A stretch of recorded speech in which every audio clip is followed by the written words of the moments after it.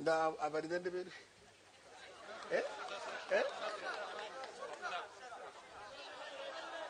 സ്വപ്ന സുരേഷ്. സ്വപ്ന സുരേഷ് എന്ന് പറയുന്ന ഒരു വനിത പച്ച മലയാളത്തിൽ പറഞ്ഞില്ലേ, ഞാനതിന് സഹായിച്ചു. ഞാനാണ് ഷെയ്ഖിനെ കൂട്ടി മുഖ്യമന്ത്രിയുടെ വീട്ടിൽ കൊണ്ടുപോയത്.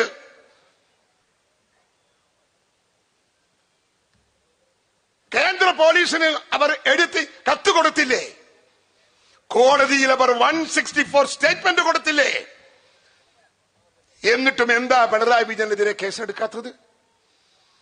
പിണറായി വിജയനെതിരെ കേസെടുക്കാത്തതിന്റെ രഹസ്യം മുരളി ഇവിടെ പറഞ്ഞു. കോൺഗ്രസ് വിമുക്ത ഭാരതമാണ് BJPയുടെ ലക്ഷ്യം. കേരളത്തിൽ കോൺഗ്രസിനെ ഒഴിവാക്കാൻ BJPക്ക് സാധിക്കില്ല എന്ന് BJPക്ക് ഉറപ്പല്ലേ? നരച്ചാലും പൊളിച്ചാലും കേരളത്തിൽ അധികാരത്തിൽ വരാൻ BJPക്ക് സാധിക്കില്ല എന്ന് ഞങ്ങൾ വെല്ലുവിളിക്കുന്നു. ഇവിടെ മതേതര ശക്തികളാ, ഇവിടെ ജനാധിപത്യ ശക്തികളാ. ഈ നാടിന്റെ അകത്ത് ഏത് മതമായാലും സൗഹാർദ്ദത്തോടുകൂടി ജീവിക്കുന്ന ഒരു സമൂഹത്തിന്റെ ജീവിത ശൈലിയാണ് കൊച്ചു കേരളം. നിന്റെ വർഗീയൊന്നും ഇവിടെ നടക്കില്ല, നിന്റെ ഫാസിസമൊന്നും ഇവിടെ നടക്കില്ല. അതുകൊണ്ട് 10 കൊല്ലമല്ല 20 കൊല്ലം നിങ്ങൾ തപസ്സിരുന്നാലും കൊച്ചു കേരളത്തിൽ ഒരു സീറ്റ് ഉണ്ടാക്കാൻ നിങ്ങൾക്ക് സാധിക്കില്ല. നിങ്ങൾ പിണറായി വിജയന്റെ പിന്തുണ കാത്തിരിക്കുന്നു കേരളത്തിൽ കോൺഗ്രസിനെ ഇല്ലാതാക്കാൻ. വരുന്ന തെരഞ്ഞെടുപ്പിൽ പിണറായി വിജയന്റെ സ്ഥാനാർത്ഥിക്ക് ഇവർ വോട്ട് ചെയ്യും. BJPക്കാർ BJPയുടെ കുറച്ച് സ്ഥാനാർത്ഥിക്ക് CPM വോട്ട് ചെയ്യും. അപ്പോ അംഗത്വമില്ലാത്ത BJPക്ക് ഇവിടെ ഒരു അംഗത്വം വരും. കോൺഗ്രസ് ഭരിക്കുന്ന സംസ്ഥാനത്ത് CPM അധികാരത്തിൽ വരും. ഭാരതം കോൺഗ്രസ് വിമുക്ത ഭാരതം അവർക്ക് ഉണ്ടാക്കാൻ പറ്റും. ജനങ്ങളുടെ മനസ്സിൽ BJPക്ക് സ്ഥാനമുണ്ടെന്ന് വരുത്താൻ ആ തെരഞ്ഞെടുപ്പിലൂടെ അവർക്ക് കാണിക്കും. അതാണ് വരാൻ പോകുന്ന പൊതു തെരഞ്ഞെടുപ്പിന്റെ അന്തർധാര എന്ന് നിങ്ങൾ ഓർക്കണം. പക്ഷേ ഞങ്ങൾ സമ്മതിക്കില്ല, ഞങ്ങൾ സമ്മതിക്കില്ല. ഇവിടെ BJPക്ക് ഒരു സീറ്റ് ഉണ്ടാക്കാൻ ഞങ്ങൾ സമ്മതിക്കില്ല.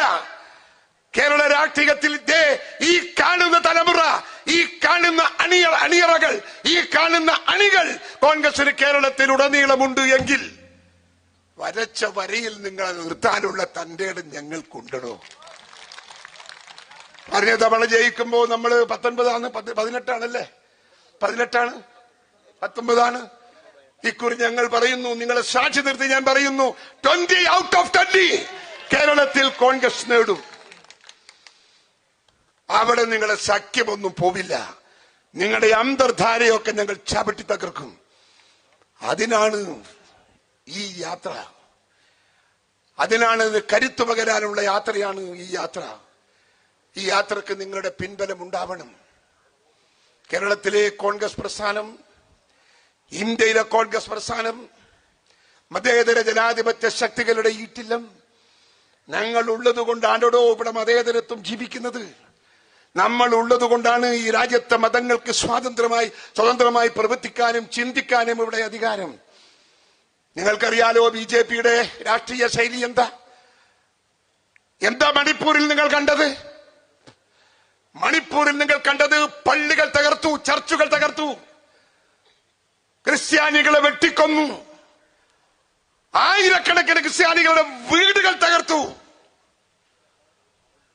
നിരാലംബരായി ആയിരക്കണക്കിന് ക്രിസ്ത്യാനികൾ.